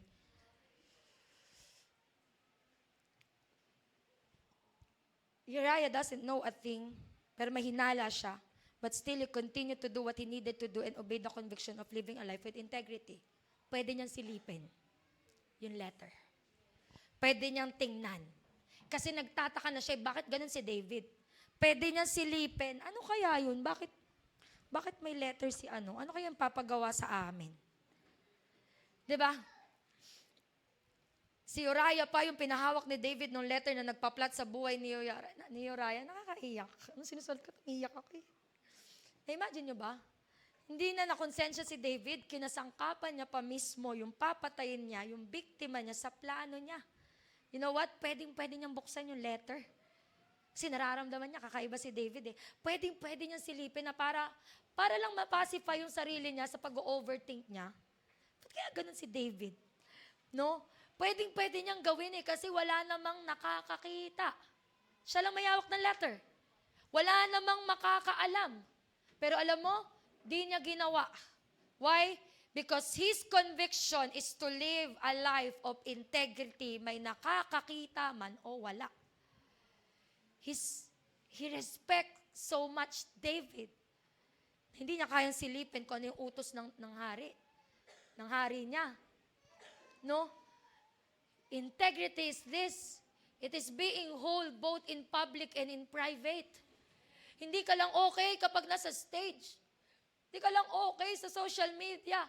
Pero okay din, integrity, ikaw pa din yan, yung anak ng Diyos kahit walang nakakakita sa'yo. Hindi ka double life. Integrity from the word integer means whole, buo ka. Hindi ka 50-50. Pag nasa church, Kristiyano, pag asa bahay, hindi na. Kapag asa church, wow, passionate. Pagdating sa trabaho, chismosa. Pagdating sa school, nangungopya. Kahit yung maliliit na conviction na yon, conviction ni Lord yon. Alam mo, integrity matters. Pwede niya silipin para lang mawala yung pag-overthink niya. No, pwede mong buksan yung messenger, nakita mo yung cellphone, uy, nakabukas, titingnan ko nga kung pinag-uusapan nila ako. Integrity matters. You being whole, may nakakakita man o wala. Bakit? Kasi alam natin na lahat kita ng Diyos. Madadaya mo ang tao, pero hindi si Lord. No, integrity is doing what you needed to do, may nakakakita man sa'yo o wala. Pwede naman talaga niyang dayain pero hindi kasi ganun ang conviction niya Until it happened, he was positioned at the fiercest part of the battle and he died. Siguro sana kung binuksan niya na lang yung letter, baka hindi pa siya namatay. Sana kung nag-compromise na lang siya sa maliit na bagay na yon, bubuksan mo lang naman Tapos pag nalaman mo, may kasalanan naman pala talaga siya Baka hindi siya namatay. Pero hindi kasi ganun ang conviction ni Uriah. Ang conviction niya sumunod. Ang conviction niya i-honor yung authority niya. Ang conviction niya ay mamuhay ng may integridad. No, hanggang sa huling hinanga, namuhay siya ng may katapatan at integridad. Alam mo, siguro isa sa pinakamagandang pwedeng mangyari sa atin, yung maabutan tayo ng kamatayan, pero naabutan tayong tapat. Amen. Sa pinakamatinding conviction sa atin bilang mga anak ng Diyos, ay mabuhay ng tapat, may nakakakita man o wala. Kaya ang sakit-sakit isipin pag sinasabi ng tao, yung mga Kristiyano na yan pa nga yung mga judgmental Bakit? They experience spiritual abuse. They experience church abuse. Alam mo, tindi ng ginawa ni David, di ba? Yun yung result nun, di ba? Namatay, pinakabot sa yung letter. Di lang namatay si Uriah, pero alam niyo po nangyari? Di lang si Uriah yung namatay, pati yung iba niyang magagaling na soldier. Verse 17 to 21, when the men of the city came out and fought against Joab, some of the men in David's army fell. Moreover, Uriah the Hittite died. Some of the men in David's army fell. Moreover, Uriah the Hittite died. Joab sent David a full account of the battle. Verse 19, he instructed the messenger. Ang sama na ng ginawa niya kanina, di ba? Pinabot niya letter. Tingnan niyo. When he instructed the messenger, when you have finished giving the king this account of the battle, so the king's anger may flare up and he may ask you, why did you get so close to the city to fight? Didn't you know they would shoot arrows from the wall? Who killed Abimelech, son of Jerubesheth? Next. Did a woman drop an upper millstone on him from the wall so that he died in Tebes? Why did you get so close to the wall? If he asked you this, kausap ni Joab yung messenger If he asks you this, then say to him, moreover, your servant Uriah the Hittite died. Tagalogin ko. Ganito nangyari. Nangyari na yung battle. Namatay na si Uriah. Namatay na yung ibang men. Then, magbibigay ng full account si Joab as a commander ng full account sa hari kung ano nangyari sa battle. So, kunyari, si Maynard yung messenger. Ibabalita niya kay Ate Lucille. Sabihin mo kay Ate Lucille, ganito nangyari. Nangyari na yung battle, ganyan. Pero namatay yung mga army, yung ibang army, ganyan. Tapos, pag nagalit si Ate Lucille, sabihin mo, namatay si Uriah. So, ang ginawa ng messenger, pumunta sa hari, sinabi kay David, at nangyari. Alam ni Joab yung magiging response ni David. Bakit? Kasi ang instruction sa letter, iharap mo si Uriah sa fiercest battle, tas lumayo kayo. So, alam ni Joab, magagalit si David, bakit may namatay na ibang lingkod? Ba't may ibang namatay? Di ba sabi ko si Uriah lang? So, alam ni Joab, magagalit si David. So, sabi niya sa messenger, pag nagalit si David, i-mention mo yung pangalan ni Uriah. Sabihin mo, namatay din si Uriah. Alam mo, ganun yung ginawa ng messenger kay David? At ganun nga yung nangyari. Nag-react si Sabi, yung ganun nangyari, nag-react. Ba't kayo lumapit sa wall? Hindi nyo ba alam na nag-shoot ng arrow doon? Sino yung pumatay kay ganito, ganyan? Then sabi ng messenger, nagalit si David. Sabi ng messenger, pero namatay din po si Uriah. Okay. Okay. Alam mo ang pangit ng ganung relasyon, no? Ng discipleship. Nagkokonsentihan kayo sa mali. Yung si David, inutusan si Joab na taksilan tong tao na to. Ilagay sa fiercest battle. Alam ni Joab may pinaplano Kaya nga nung namatay at natakot siya kasi namatay yung iba, alam niya din na magagalit si David. Pero alam mo, sabi niya, banggitin mo yung pangalan ni Uriah. Kulang na sabihin, matutuwa yun. Ang pangit ng ganung relasyon ng discipleship, no? Nagkakonsentihan kayo. Kahit nga magkaibigan lang, nagkakonsentihan kayo, hindi kayo nagko-correct. Bakit magagawin, David? Di ba ang galing ni Uriah? No, alam mo, naisip ko, nung kinililikutan ko yung isip ko, bakit namatay? Kasi siguro sinunod naman ni Joab, napalayuin yung mga tao Maybe because yung mga namatay na ibang army, they are concerned with Uriah. Imagine mo, nandito si Uriah sa harapan ng battle. Eh, wala namang alam yung ibang army sa pinaplano, si Joab lang eh. 'Di ba? Baka naisip nung mga kasama niya sa army, nandito sila, teka si Uriah mag-isa doon, pinagtutulungan, doon tayo, laban tayo. Samahan natin, wag nating iwan. Kaya sila namatay. Sana makatagpo ka ng mga ganong kaibigan, no? Hindi ka iiwanan sa battle. No, mali si David. Si Joab, pwedeng pinlastic niya or inano niya, ang tawag doon. Tinraidor niya, binetray niya. Pero hindi yun kaya ng mga ibang kaibigan ni David, ni Uriah. Siguro kaya sila, ano lang yun thinking ko lang yun No, kayo, mag-isip din kayo ng sa inyo. O, kanya-kanya tayo isip dyan. Wala naman sinabi yung Bible, naisip ko lang. Kasi pwede naman sumunod si Joab Ganun naman kasi sila, sumusunod sila sa utos Ngayon, pinagtataka ko, bakit nga sila namatay? Kasi bakit lumapit sila sa wall? Wala naman silang alam sa plano ni David Pero maybe, sinamahan nila yung kasama nila sa battle. Teka, bumabattle ka, samahan kita, pagpe-pray kita. Hindi yung ano nangyari, talaga, bakit? Ay, grabe. Mali yan. Alam mo, hindi talaga maganda yung ganyan Huy, hindi yan tulong. Ang totoong tulong, kaya mong i-correct yung mali. At the same time, di mo kinokondemn, pinagpe-pray mo. Hindi yung kunyari concerned ka, talaga, bakit? Uy, wow. Tigilin na po natin yan. No, maging totoo tayong mga anak ng Diyos. Wala, nanggigigil si nanay. Nay, parang ganun ka. No, lahat po tayo dyan guilty. Alam niyo, guilty po ako dyan. I must admit, I'm guilty with that. Pero alam mo, patuloy tayong binabago ni Lord. Nung sarap ng ganong kaibigan, nung di kayo iwan. Grabe, immorality. At alam niyo pa, tuloy na natin, tagal ko na. Overtime na ako. Sabi kasi ni Eva, okay lang daw Si Eva talaga. Alam mo, sumunod lang naman ako kay Eva Di naman. No?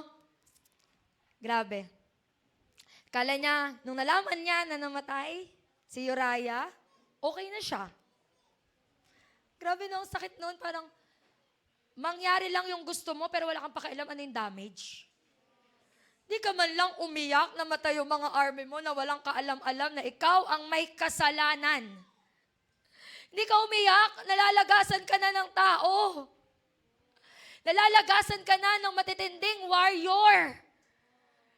Bakit? Para mapagtakpan lang kung ano yung kasalanan na nakumit mo. Ang response ni David, alam mo sabi? Hindi natin matatakpan kahit kailan yung kasalanan ng isa pang kasalanan. Nasa PowerPoint po yun. You know what? David chose to continue with immorality still. Namatay na si Uriah lahat-lahat. Namatayan na siya ng servant. Pinagpatuloy niya pa din yung immorality. Sana wag nating antayin pa na mawala yung tao, bagay, bago tayo sumunod sa conviction ng Diyos. Wag na nating antayin yung worst part bago natin piliin yung integrity over immorality. Why? God is sovereign. Kita niya lahat. We cannot cover our sin for the longest of time. It can't be done. No, we cannot cover our sin for the longest of time. It cannot be done. Nasa PowerPoint po yan. Wag nating antayin na i-expose tayo ni Lord bago sumunod. Umamin ka lang, bakit nahuli ka na bago tayo mabasag, bago tayo umiyak si David, alam mo, umiyak na lang siya nung in-expose ni Lord yung ginawa niya through Prophet Nathan. Pero nung hindi pa in-expose ni Lord, wala. Feeling niya na pagtakpan, yun, tagumpay. Namatay si Uriah. Hindi mo man lang naisip yung ibang army mo na namatay, tigas ni David. Hindi man lang nabasag na namatay niya soldiers. Hindi man lang umiyak. Ang sinabi niya pa in verse 25, tingnan niyo pong maigit. David told the messenger, say this to Joab, don't let this upset you. The sword devours one as well as another. Press the attack against the city and destroy it. Say this to encourage Joab. Parang ganito. Siyempre, yung messenger, wala na siya alam Taga-message lang siya Siguro siya, nanginginig na siya Ano, ganyan. Alam mo, sabihin mo kay Joab, huwag ka ma-discourage. Ganyan talaga sa laban, may namamatay. No, ganyan talaga. Normal yan. Yung sword devours one as well as another. Normal yan, may namamatay. Ganito gawin nyo. Tuloy nyo yung attack, yung laban, destroy it. Sabihin mo to para ma-encourage si Joab ulit. Deep inside, alam mo, ikaw may kasalanan, tapos gusto mo mag-encourage. Ikaw may kasalanan, tapos nag-encourage ka pa. Di ba naman immoral yung thinking na ikaw nag-plot, binigay mo na yung letter. Hindi ka na umiyak sa army mo, tapos gusto mo i-encourage pa na okay lang yan. Alam mo, yan po ang mali sa generation natin ngayon. Kahit kasalanan, normal lang yan. Okay lang yan. Alam mo, mas lalala pa po sa susunod na panahon. Kung di ka nakikinig sa conviction ni Lord ngayon, no, baka mamaya one day mapasama tayo dun sa sinabi ng Bible na in the end, many will what? Bibitawan ng kanilang pananampalataya. Bakit? Normal lang yan. Okay lang naman. We think we normalize things kahit masakit sa puso ng Diyos. And we act like nothing happened. Parang walang nangyari kay David, di umiyak. Tapos nag-encourage pa. Wow. Wow. Grabe immorality. Sabi niya, normal lang yan. Ganyan talaga sa battle. May namamatay, may nasasaktan. Huwag ka masaktan, huwag ka ma-disappoint. Tuloy lang sa laban. Wow. Attack mo yung city, Joab. Tuloy lang. Parang walang nangyari, parang walang nawala. Ang tigas. Sana hindi tayo patigasin ng kasalanan na ni-normalize na lang natin sa buhay natin. Normal lang to. Sana wag natin gayahin yung part na to sa buhay ni David kasi ang tigas-tigas niya dahil sa kasalanan, dahil sa immorality. Na okay tayo panlabas pero sinungaling tayo sa loob. Nawala ng basagan moment kapag kinoconvict tayo ni Lord. Pag kinoconvict, tumitindi yung pagsisinungaling. Pag kinoconvict, tumitindi yung retaliate. Tama naman ako eh. Ganyan naman talaga eh. Yung hindi na tayo nadidil. Tama na yun. Mamuhay tayo na may integridad. Yung walang tinatago. Alam niyo po, ang ibig sabihin po ng integrity, hindi yung hindi ka pumalya, hindi ka nakasala. Pero inunahan mo, i-expose yung sarili mo sa Panginoon. Nagpa-accountable ka sa tao. Yun yung integridad. Wala kang tinatago. Marunong kang umamin. Let's choose to obey the conviction of integrity over immorality. Grabe si Uriah, no? Sino dito na-appreciate yung buhay ni Uriah? Ang lungkot, no? Sino dito nalungkot siya? Parang ang tragic naman nung sinapit niya despite obeying the Lord and the King. Parang, sana sinilip mo na lang, hindi sana nabuhay ka pa. Pero as I end this, I want you to know na hindi kinalimutan ni Lord si Uriah. Pag binasa natin ang Bible, pagdating sa pangalan na nababanggit si David at si Bathsheba, ang ine-emphasize lagi ay pangalan ni Uriah. Pag binasa mo 2 Samuel 11, Bathsheba was repeatedly called the husband of Uriah, never of David. Bakit? Kasi ganito nangyari. Nung namatay si Uriah, alam niyo po ginawa ni David? Pinakasalan niya na si Bathsheba. Okay na, bakit? Kasal na eh. Wala na. Tatago na natin to. No? Kahit computing pa nila, ilang months na yung tiyan mo, okay lang yan. Namatay yung bata. No? Pero ang Bible, patuloy na kinoconnect ang pangalan ng asawa ni Bathsheba kay Uriah, hindi kay David. No, later na lang yun, yung si Bathsheba na lang yung na may mention yung by her name. Tapos ito matindi. 1 Kings 15:5. Sabi dyan, palabas po ako ng verse. Because David did what was right in the eyes of the Lord. Parang conclusion to ng buhay niya. And had not turned aside from anything that he commanded him all the days of his life except in the matter of Uriah the Hittite. Okay na eh. Lagi siyang kasama. No, don't get me wrong. Hindi ko po sinasabi pag nagkasala kayo, hindi ko po sinasabi na pag nagkasala kayo, hindi yun, magiging tatak nyo na yun habang buhay. Hindi po ganon. Ang sinasabi ko lang, David, tinan mo, in-appreciate naman siya, did what was right in the eyes of the Lord. David was forgiven, but Uriah was remembered. di kinalimutan. Yes, David was forgiven, but Uriah was not forgotten. Indeed, the righteous will be remembered. No matter how tragic it is, because you obeyed the conviction of the Lord, you will be remembered. Amen? Alam mo, ang ganda ng pagkakasulat ng 1 Kings 15. Bakit? Kasi pwede naman, balik niyo po yung verse. Pwede naman sabihin ng 1 Kings 15, except in the matter of Bathsheba. Bakit? Kasi doon naman nagsimula yung kasalanan sa last of the eyes kay Bathsheba. Nabuntis siya, pinagtakpan niya, etc. Pero bakit ang sinabi ng Bible, matter of Uriah? Kasi hindi lang siya naalala, pero in-honor siya ni Lord. You know what? Whenever you obey the conviction, even if it costs your life, even if it costs your name, kahit i-bash ka, you will be remembered. You will be honored by the Lord. Okay lang na hindi kayo honor ng tao, wag lang si Lord. Amen? Inalam mo ba na si Uriah ay mentioned din sa genealogy ni Jesus? Matthew 1:6, and Jess begat David the king. David the king begat Solomon by her who had been the wife of Uriah. Hindi ni David, ni Uriah. He was honored. The Lord sees his righteousness, his obedience. Alam mo, si May at si Jeline na pinag-usapan natin kanina, katulad ni Uriah, pwedeng nakaranas ng tragic part sa buhay nila. They were bashed, they were condemned. Alam niyo po, later on, si May namatay siya because of her faith.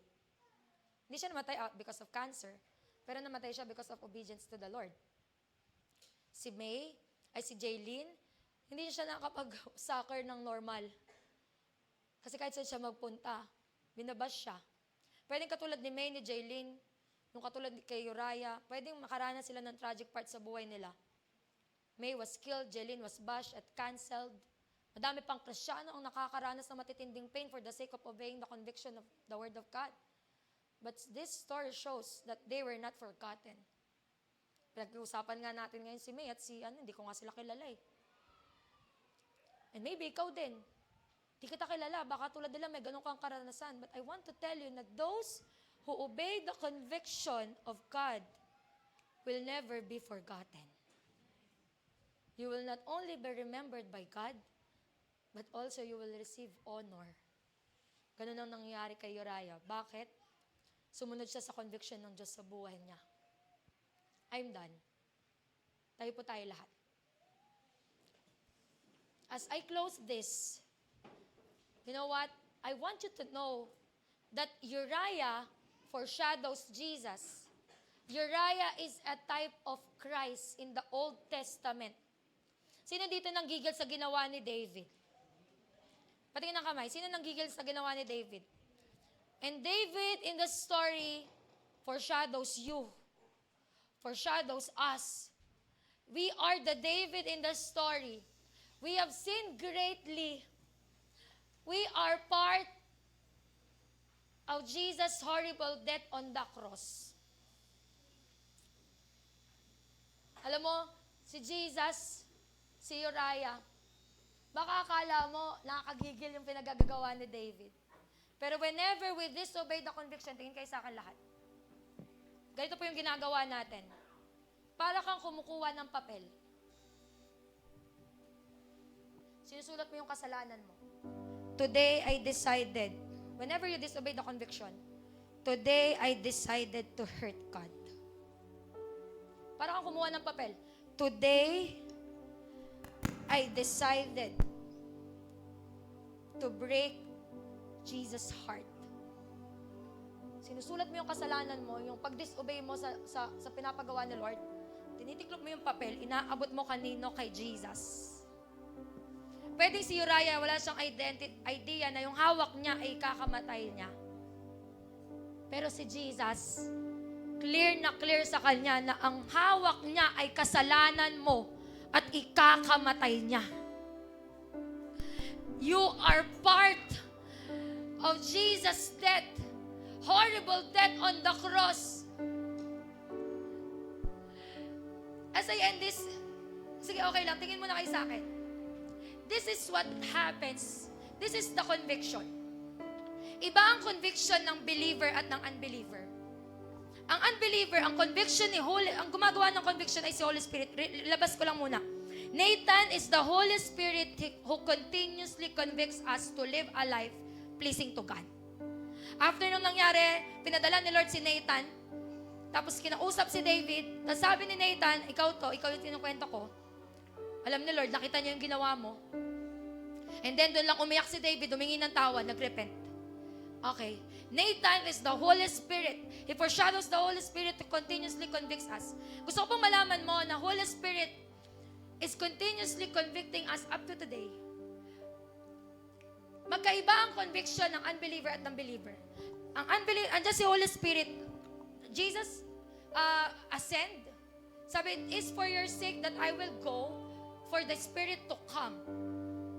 It is for your sake. So, ang nangyari ganito po. Eto ka, nung unbeliever ka, ang ginagawa ng Holy Spirit, ang i-point out is yung unbelief mo na maniwala ka kay Jesus. So, eto ka, body. Kinoconvict ka, maniwala kay Jesus. Nung naniwala ka kay Jesus, nung tinanggap mo si Jesus, inamin mo na part ka. Oo, part ka ng kasalanan. Part ka. Automatic ang mangyayari, bababa si Holy Spirit, hindi na lang with you, pero within you. Your body is the temple of the Holy Spirit, sabi ng Bible. So now, ganito ang mangyayari, yung bahay, yung body, etong body na to, na dati, ikaw ang nasusunod. Carnal, flesh. Etong body na to na ikaw ang nasusunod. May pumasok na Holy Spirit, bakit tinanggap mo si Jesus? Automatic yon. So si Holy Spirit ngayon is a person. Parang ganito, bahay siya, may roommate ka na. And that is the Holy Spirit. Ngayon, pagpasok niya sa bahay mo, hindi pwedeng ikaw pa din na masusunod. Dapat siya na. Dapat siya na. Why? Kasi kapag pumasok siya sa bahay mo, sa templo, sa katawan mo, tapos ikaw ang nasusunod, you are a carnal type of person. May tatlong uri ng person. This was, learnings namin sa Satellite Plus. I-share ko lang na mabilis. Una, normal person. Ito yung taong hindi kilala si Lord, unbeliever. They don't understand the Spirit. Kaya huwag ka makikipagtalo sa unbeliever, di nila maintindihan. Pangalawa, spiritual person. Spiritual person is the person who accepted Jesus. Nagdwell si Holy Spirit sa kanya at sumusunod siya sa conviction ni Holy Spirit. He died to himself at ang nakatira na lang doon, siya na lang yung nakikitira. Ang nasusunod doon ay si Holy Spirit. Nagkakamali, papalya, pero nakikinig sa conviction. Humingi ng tawad. Nagre-repent. And yung pangatlong tao, carnal person. 1 Corinthians, sinabi po doon that there is this carnal person. Sino ang carnal person? Tao na tinanggap si Jesus, pero ang nasusunod pa rin sa templo niya ay siya, hindi si Spirit. Alam mo, kahit anong gawin ni Spirit, ni Holy Spirit, hindi siya aalis sa mga tumanggap kay Jesus. Hindi po totoo na umaalis si Holy Spirit sa iyo. He is within you, continuously convicting you. Ano nangyayari pag carnal ang tao? Pag ang nasusunod ay siya at hindi ang Spirit. Alam niyo nangyayari? Andyan lang si Holy Spirit, umiiyak sa tabi. Kaya sabi ng Bible, He was grieving. Dalawang bagay na ginagawa natin sa Holy Spirit whenever carnal ang tao. We grieve. Grieve has something to do with sin. Whenever you commit sin, umiiyak siya sa tabi. Di siya makakilos. Bakit ikaw nasusunod eh? Ano pa? We quench. Pag sinabing quench, it has something to do with the Lord. Yung gustong gawin ng Holy Spirit na gawin mo. Kunyari, sabi niya, punta ka dito, i-life group mo to, or pag-pray mo to. Pero ayaw mo, nire-resist mo. Bakit nahiya ka? Bigyan mo to ng pera, pero nagdalawang isip ka. You are quenching the fire because the Holy Spirit is fire. You are quenching the fire inside of you. Ayon ang nangyayari whenever we disobey the conviction of the Spirit within us. We are living a carnal life. Hindi pala totoo na okay ang spiritual life mo pag okay ang devotion mo, okay ang prayer life mo. That's not the bottom line. The bottom line is you do. Bakit? Because this body without the Spirit is not pleasing to God. Kaya binaba si Holy Spirit sa iyo para tingnan ka niya lang may pabor para maging pleasing ka sa mata niya. Kasi yung katawan mo, kahit umiyak yan, Kahit lumuhod yan, kahit itaas yan yung kamay mo, it will never please God. What pleases God? Yung obedience mo sa spirit within you. Stop living a carnal life, church. And you know what? I want to be transparent with you. Ako nag-volunteer kay Dad to preach today. Hindi ko ginagawa yon, never kong ginagawa yon. There's this moment na nagchat-chat, kinakamusta ko siya kasi may sakit siya nung nakaraan. Tuesday, Wednesday. Abang ka-chat ko siya, umiiyak ako. There's this something in my heart that's sa minibus, umiiyak ako ng iyak. Bakit? Ang nililid sa akin ng Holy Spirit, you say, ikaw mag-preach. Ikaw hindi ko ginagawa, hindi ko bino-volunteer sa sarili ko. Pero may leading, sabihin mo, sige. Sinabi ko, etc. To make the long story short, nagkataon, okay, tumutugma sa lahat. Then kanina, worship, there's this grieving. Iyak ako ng iyak, di ako mapakali, hindi ko alam ba't ako umiiyak. Hindi naman ako taga-Binyan. Iyak ako ng iyak, and the Lord just, with a small voice, sabi niya, that is me crying. That's the Holy Spirit crying. Because of the carnal life of the ministers.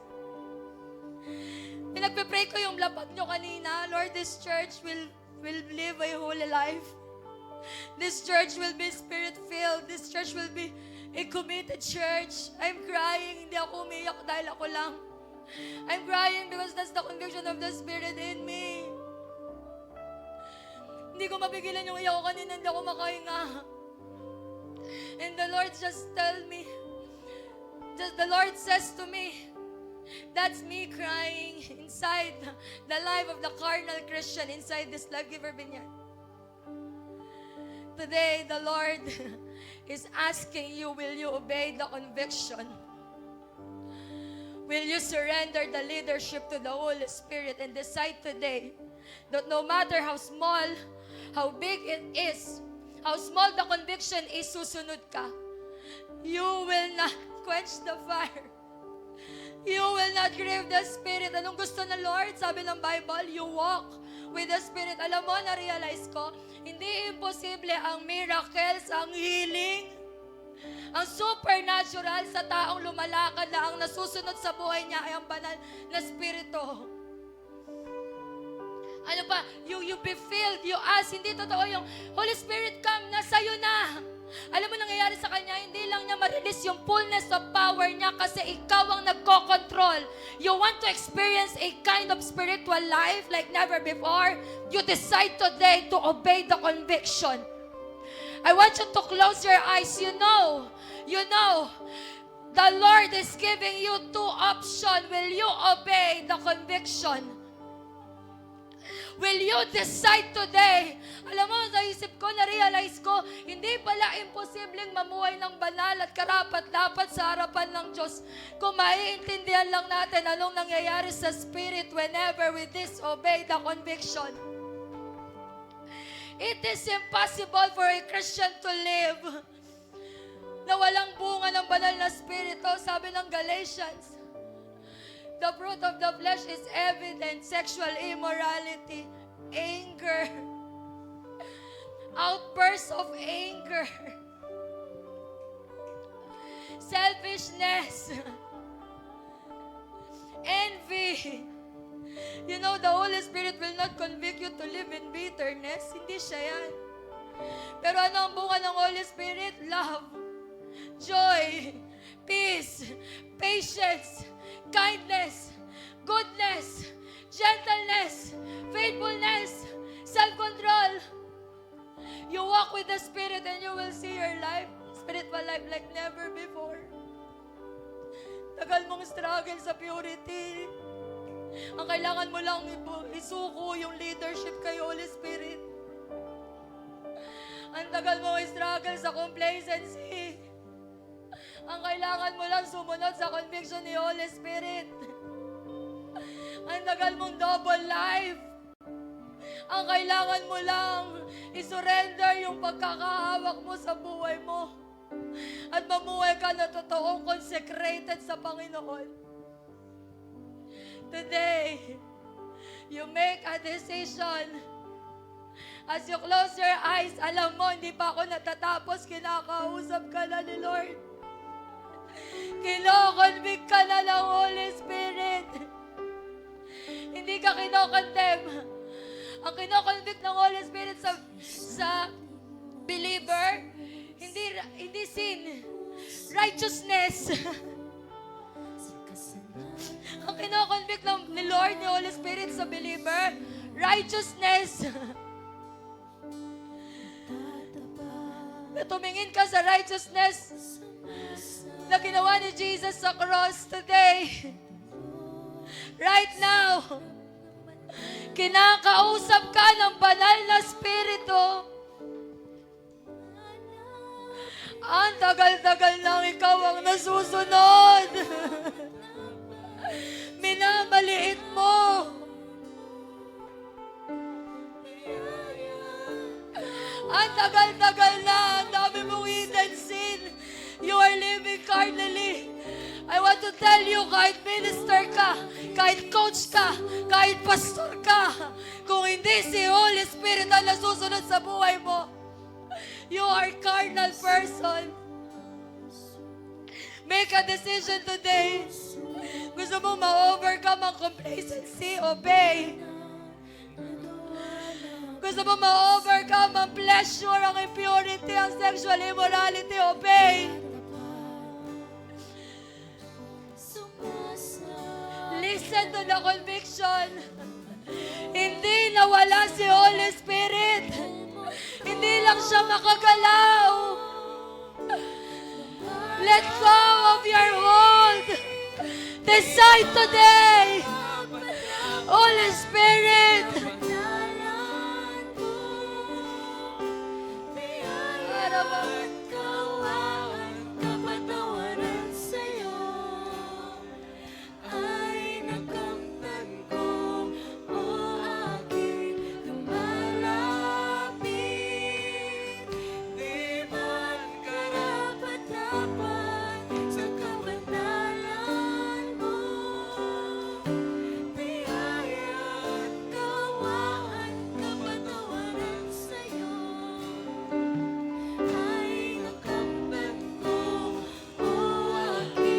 Life Giver Binyan, one apology lang.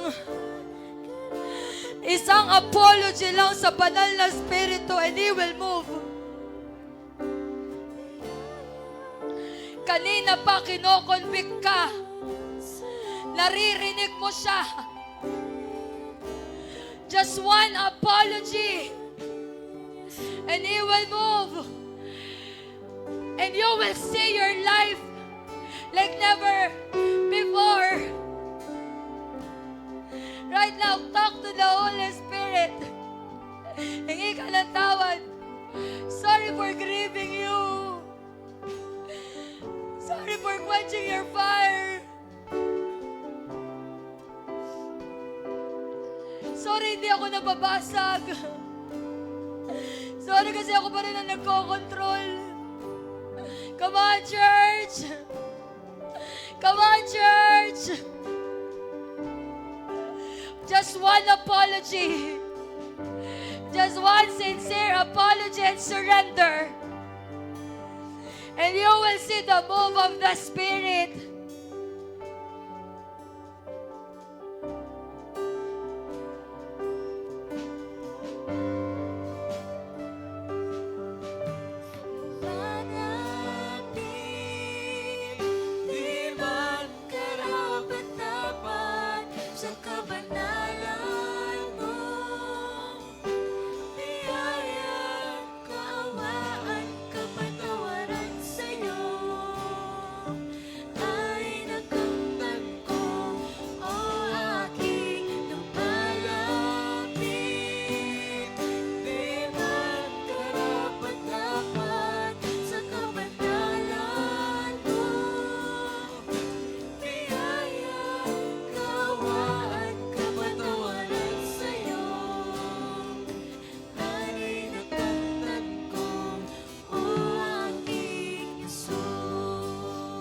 Church,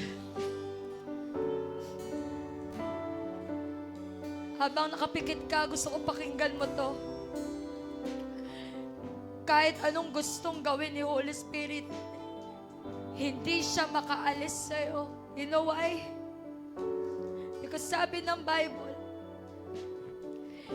He is your shield until the redemption is finished. He is your shield and a guaranteed from the Greek word arabon, na ang ibig sabihin ay engagement ring. I want you to know that the Holy Spirit in you is your engagement ring with Jesus. A sign na babalikan niya ang anak niya at papakasalan. Within the engagement season, ang ginagawa ni Holy Spirit ay i-preserve ka para maging handa bilang kanyang bride sa darating na kasal. That's why He is convicting you to choose commitment over complacency. That's why the Lord is convicting you to choose purity over pleasure.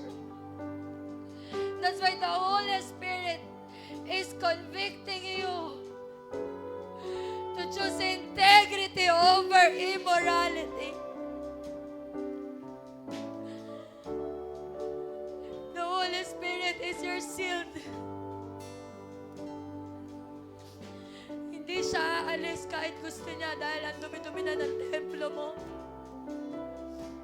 Alam mo ang ginagawa niya, inaantay niya lang marinig mo yung iyak niya. At sumuko. Ibigay ang leadership sa kanya. Isuko ang korona mo. Isuko yung sarili mo.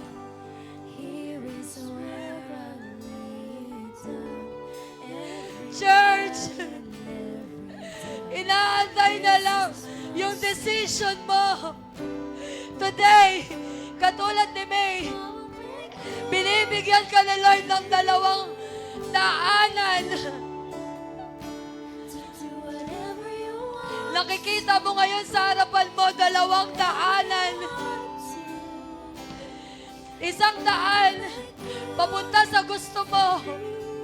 At isang daan, papunta kay Jesus through the conviction of the Holy Spirit. Church, I challenge you, make a decision today. Bibilang ako ng 3. Lalapitan mo yan. Yung nakaabang sa dulo ng daan na yan. 1, 2,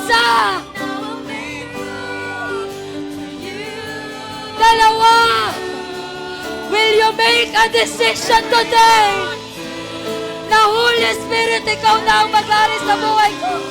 3. Church!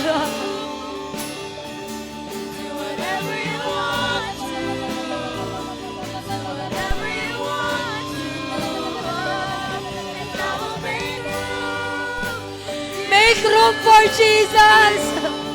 Make room for the Holy Spirit! Sabihin mo kay Holy Spirit, do whatever you want to! Make room for the Holy Spirit to move!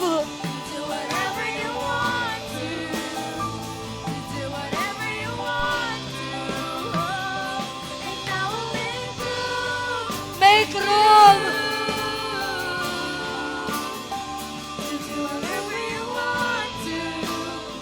Come on! Come on! Huwag mo tikasan! Obey the conviction! Yarabasika rabababababababababa!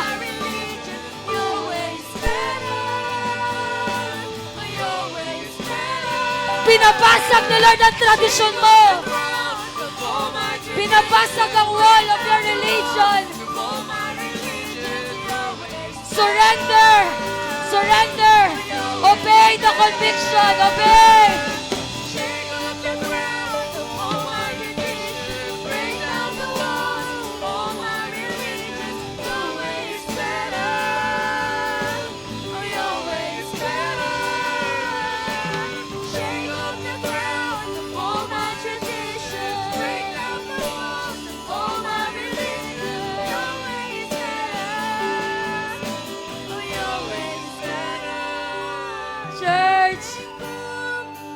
For you. Church. Tama na ang carnal life. Whatever you want to. Meron dito, the Lord is giving you an option to choose commitment over complacency. Ang tagal mo ng complacent dyan. Make a decision today. Commit your life. Balik sa commitment. Commitment sa discipleship. Commitment na sinabi mo kay Lord na dito ka maglilingkod. Balik sa commitment. Commitment sa totoong laban. Tama na ang complacency. Meron dito ang kinoconvict sa'yo na Lord, purity mo. Huwag mong ipagpapalit ang presensya ng Diyos. Choose purity over pleasure. Make a decision today. Make a decision today. And meron dito ang kinoconvict sa'yo, integrity mo. Huwag mo antayin i-expose ka ni Lord. Confess. Confess. And make the Holy Spirit the leader of your life. And tingnan natin kung hindi ka mamangha. Kung anong klaseng spiritual life. Kung anong klaseng galaw ng Panginoon ang makita mo. Ang maranasan mo.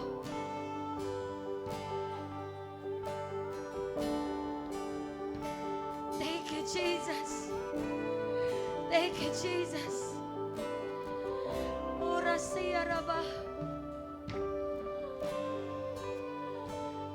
Ora ba shikayara. Harayara, harayara. Starting today, do not grieve the Holy Spirit. Do not quench the fire. Start to walk with Him and change your prayer from God, I want to see this, to Holy Spirit, I want to know you better. I am making room for you. We'll make this our prayer. Kung gusto mong tumayo, you can stand up. Kung gusto mo itaas yung kamay mo, you declare this. Make a room for the Holy Spirit to move. Allow the Holy Spirit to take the lead. To do whatever you want to do. Allow Him. Laki ng laban. Hindi mo kaya kung wala ang leadership ni Holy Spirit. Come on, come on. Declare this. I will make room for you, Jesus. I will make room for you, Holy Spirit. Do whatever you want to. Fill me. Fill me. Holy Spirit, move. Move. Fire. Fire. Fire. Come on, declare this. Declare this. Fire. Fire.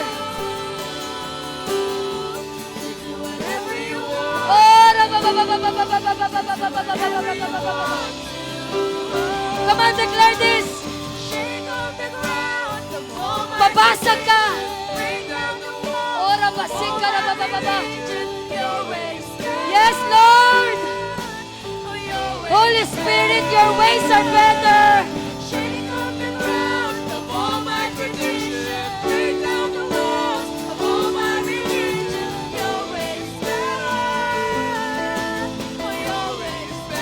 Come on, declare this.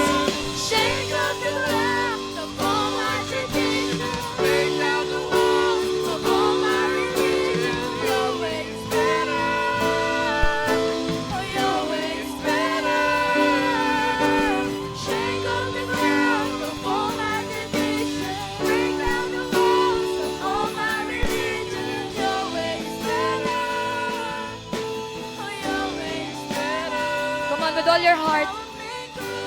With all your heart. With a loud voice at the top of your lungs. To do whatever you want to do whatever you want. Come on, come on. Come on, come on, declare this. And I will make room for you. Come on, with all of your heart. To do whatever you want to do whatever you want. Come on, one more time, with all your heart. And I will make room for you. Yan. Yes, yes, feel this place of commitment. To do whatever you want. Feel this place of decision to walk in purity. Whatever you want. Come on, raise up your hand, raise up your hand. And I will make room Oh, Holy Spirit. to do whatever you Yes, want. yes, yes.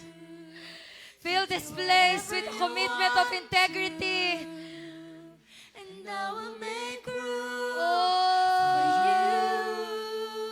Oh, to do whatever you want to do whatever you want. Holy Spirit, Lord, today And I will make we are making a commitment and deciding that starting today, whatever you want. you take the lead, Holy Spirit. Whatever you We will obey the conviction. And I will make room Tatayo tayong lahat. Tatayo tayong lahat. Come on, come on, come on, come on, come on. to do whatever you want The Lord is empowering you. Believe me, hindi imposible ang miracle sa buhay mo. And I will Believe me, hindi imposible ang campus harvest sa buhay mo. Hindi imposible ang healing. Hindi imposible ang supernatural. whatever you want and I will make room Lord, salamat Panginoon. Salamat Panginoon. to do whatever you want. Lord, salamat. I pray lahat po na kinausap mo ngayon, kinonvict mo. Meron dito kinonvict ka na magkaroon ng malinis na puso at buhay. Hindi mo kami kinoconvict to live in bitterness, offense, pride, anger. You're convicting us to live a holy life because you are holy. You're convicting us to forgive and to ask for forgiveness. You obey. You're convicting us to have a commitment, you obey. To surrender that person, you obey. And to live a life holy to the Lord, you obey. Lord, selyo mo po ng dugo mo. After this, God, there's an attack na mag-compromise. Pero today, papanindigan nila, katulad ni Uriah, hindi sila bibigay sa temptation ng enemy, but they will obey every conviction in their life. Salamat, Panginoon. Binabalik namin sa iyo ang lahat ng papuri at kadakilaan sa pangalan ni Jesus. Amen and amen and amen. Sige po, malakas na palakpak sa Lord. Yakapin mo yung katabi mo. And as I give this mic, no, alam niyo po, I just want to share this. Sabi ko sa Saturday class namin, you record sa isang papel, sulat mo doon lahat ng conviction sa inyo, Holy Spirit. Checkan mo pag nagawa mo, X mo pag hindi mo nagawa. Subukan mo lang sundin yung 7 sunod-sunod na conviction na kinausap ka na Lord kanina. Tingnan natin kung hindi magbago yung buhay mo. So, obey the Holy Spirit. Pwede palapakan ulit natin si Lord.